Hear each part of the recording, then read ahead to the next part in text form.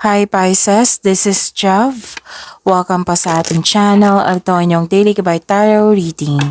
Kung naka-resonate kayo, comment down. Kung hindi kayo naka-resonate, ibigay niyo po sa iba kasi general reading po ito. This is for you, Pisces.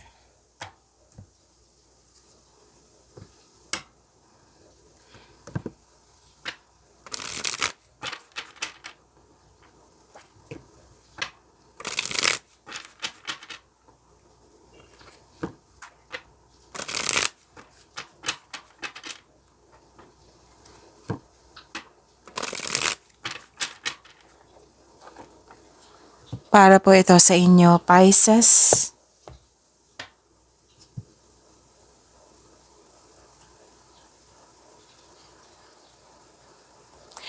Maraming salamat po sa inyong patuloy na suporta at maraming salamat din po sa mga hindi nag-skip ng ads. Gamitin ang reading na ito bilang gabay lamang sa mga hindi pa nag-subscribe, subscribe na po kayo at click bell notification para malaman nyo na may bago tayong video.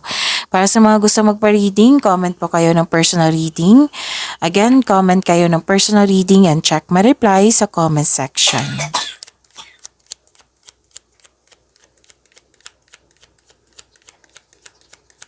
Mga parating po para kay Pisces. I need 3 cards po.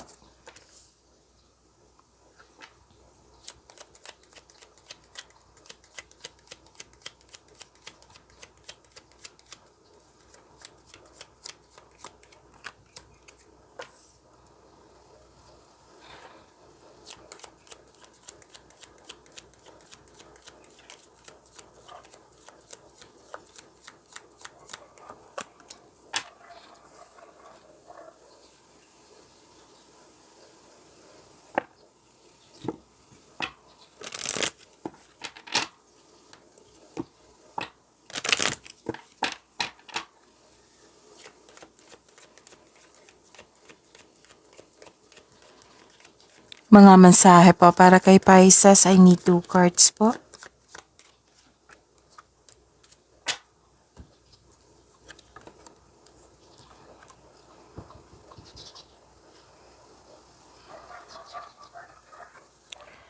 Pisces.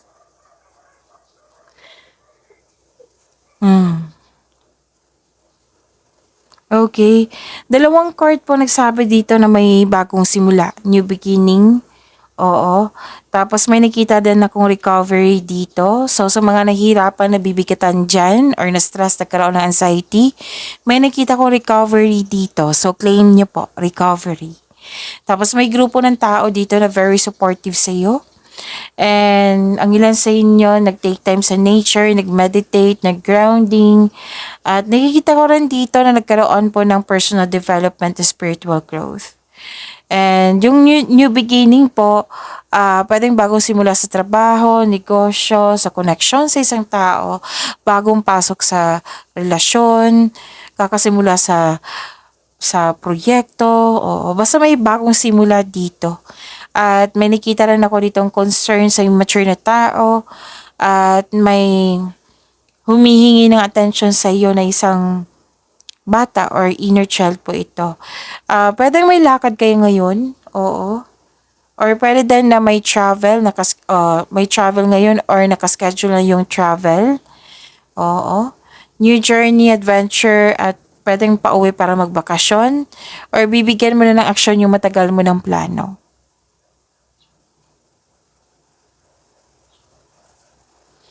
So stay focused. Hold the course. Oo, mag-focus po daw kayo. At saka, this is uncovering treasure. Beneath the surface lies great bounty.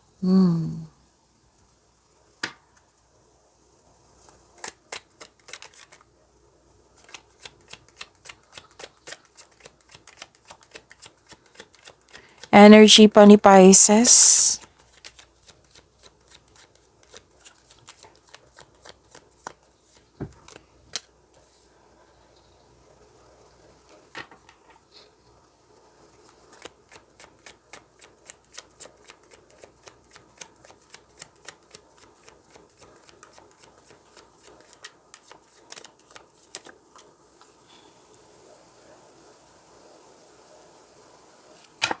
Kung may narinig kayo or may nakita kayong repeating message, meaning to say pinupush ng cards niyo yan. Like for example, nanood kayo ngayon ng May 26 at May 27 Pisces na video reading nyo. Tapos may napansin kayo na repeating message, meaning to say pinupush ng cards nyo na kailangan nyo bigyan ng atensyon, solusyon at aksyon kung maaari po. So ano yung energy ni Pisces?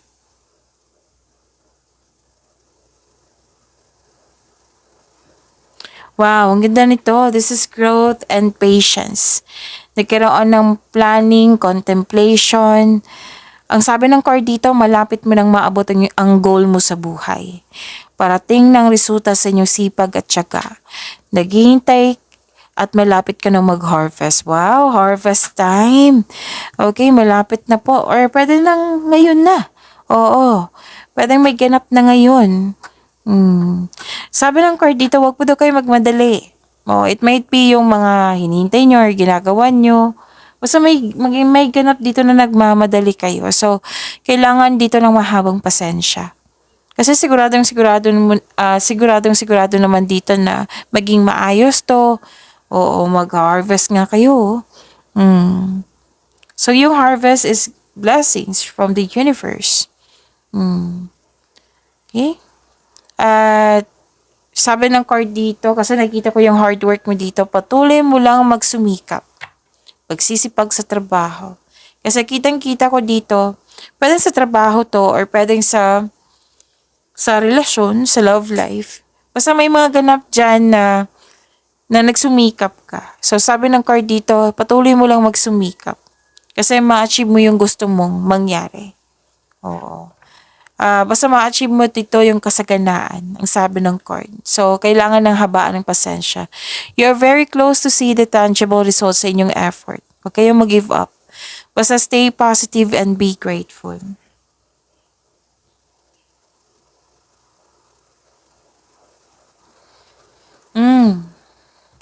You're embarking on a healing journey. You're moving forward. Nagkaroon ng balansa, nagkaroon ng pagkakaisa.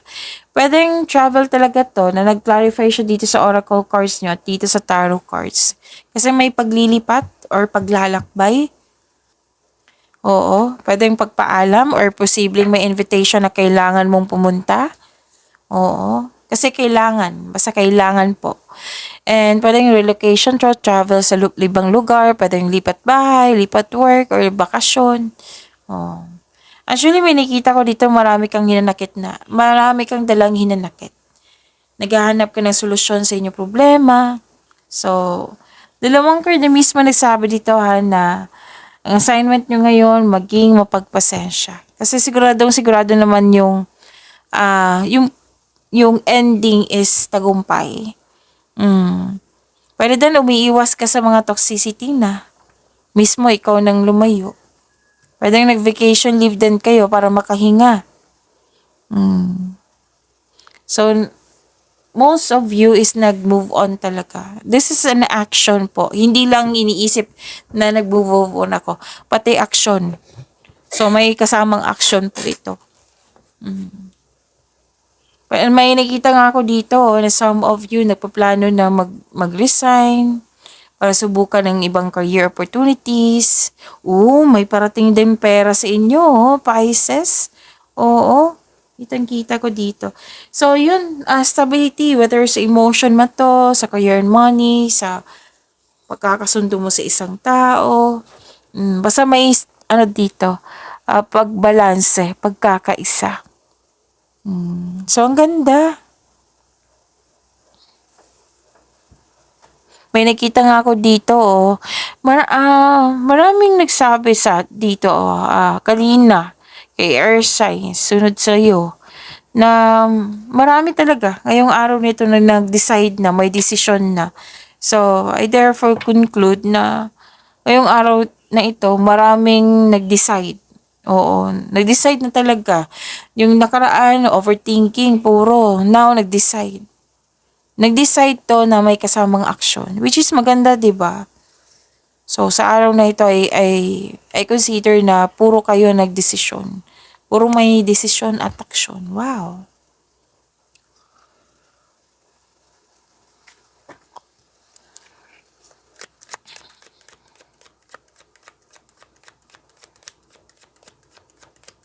Career and money po ni Pisces.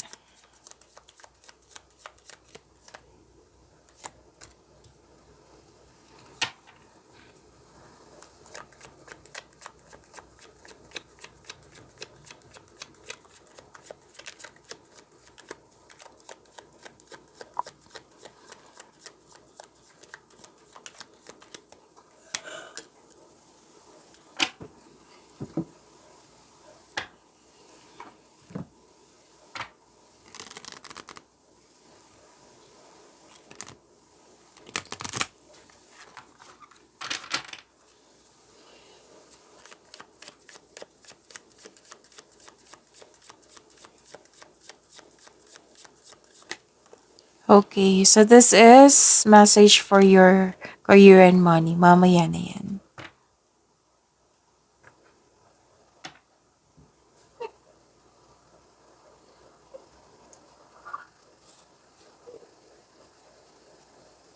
So, pagbalanse. Kailangan pagbalanse dito.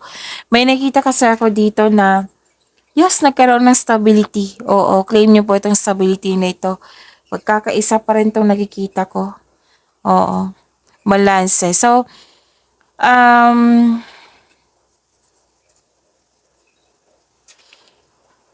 may nakita ko dito ang kasiyahan buhat sa paglilibang. So, this card reminds you na magkaroon ng balanse sa inyong sarili. At ayusin niyo po daw yung schedule niyo. Kailangan ng panahon sa sarili, sa pamilya, or sa mga ginagawa niyo. Basta balanse po. Oo. So, pwede din na nagdadalawang isip kang magdesisyon if you're going to travel, enough bang money mo. So, nagbabalanse kayo ngayon. Kaya pala may ano dito, no? Vacation ako nakikita dito kasi, again, may nakita ko dito na buhos ang oras sa trabaho. So, yun. Kailangan talaga ng time management. Tamang pag-manage din sa inyong pinansyal, sa inyong kaperahan po. At budget para mas lumago pa inyong kaperahan. So, yan ay reminder sa inyo. Kasi may parating na malaking pera dito, di ba? So, ang sabi ng card dito, tamang pag-manage ukol sa pinansyal o budget para mas lumago pa ang iyong kaperahan. So, tandaan nyo yan, ha? Oo.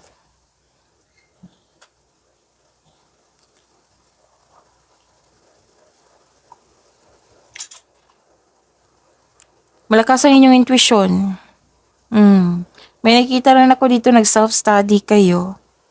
May malaking influence ang isang babae sa araw na ito.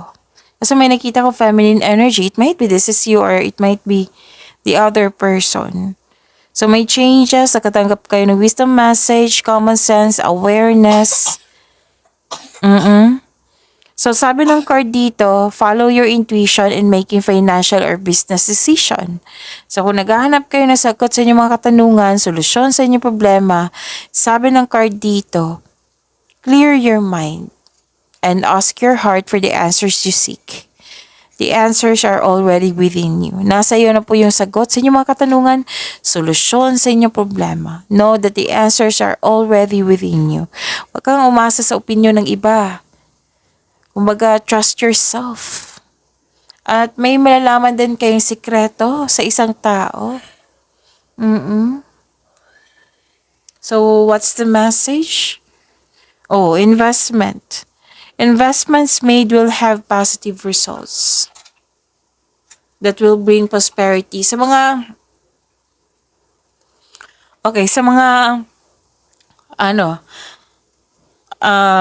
nag-invest dyan. May positive results dito that will bring prosperity po. Wow. So, may natanggap kayong malaking pera, di ba? So, sabi ng card dito, invest wisely.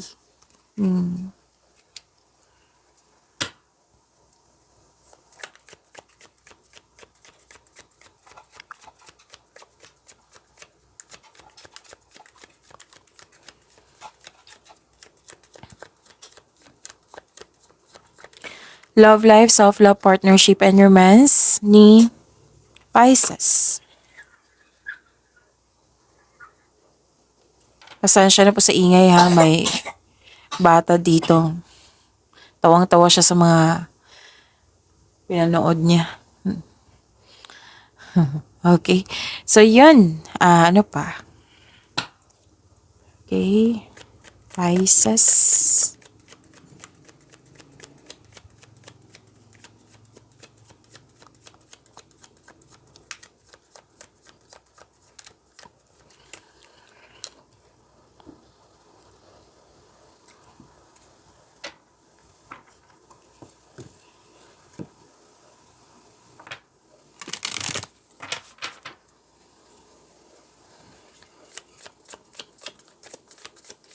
Message siya po sa love life ni Pisces.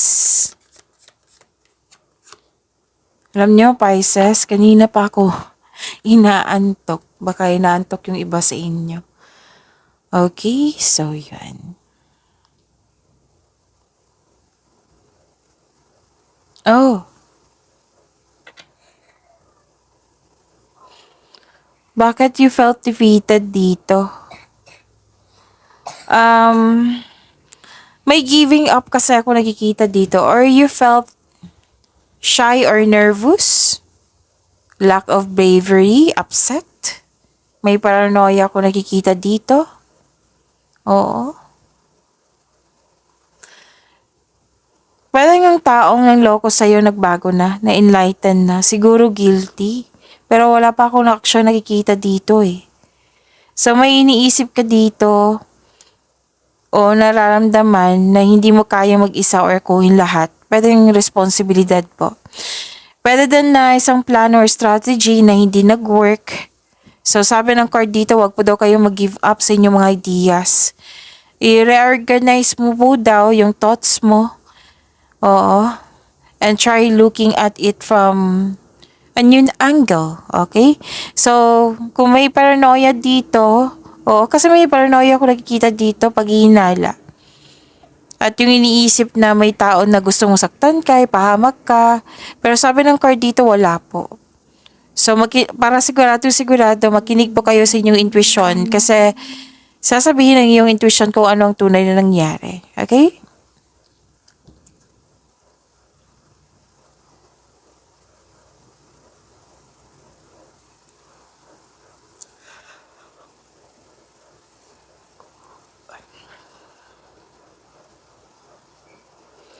Okay, so this is um, please know that you are divinely guided. Kung nahihirapan ka ngayon, may ibibigay na tulong ang universe para makatulong sa struggle mo ngayon. Pwedeng ipadaan niya sa isang tao or kaibigan na maari makatulong sa iyo. So, sabi ng card dito, have patience as the universe goes to work to bring your desires into reality. So, kailangan ng pagbalansa dito at mag-create a calm atmosphere. Oo. So, if you're single, wag pilitin na magbuo kayo ng relasyon na hindi naman nakatadhana sa'yo kasi may ibibigay talaga ang universe sa'yo. The universe is working behind the scenes. Oo, to bring romance into your life. So, trust the divine timing. May tao talagang nakatadhana sa iyo. Sa mga relasyon sa buhay mag-asawa, may emotional intense na mangyayari. Oo. So, ang taas ng trust level nyo sa isa't isa, this may lead to the next level sa inyong relasyon. So, you are guided to find peace. Wow. Habaan din ng pasensya ha. May nakita nga akong realization dito. Oh. May magbibigay talaga ng tulong. Magkakaroon ng katahimikan. Oo. You're divinely guided po. So, ano yung message for you? Sa love life nyo? Oh. Star, your hope and optimism are a powerful love magnet for you right now. So, this hope and optimism, full of positivity, are a powerful love magnet for you right now. Okay? Actually, this star is a hope and healing. Personal development. Hmm. So, pag-imani niyo po yung blessings sa binigay sa inyo, Pisces. See you tomorrow. Maraming salamat.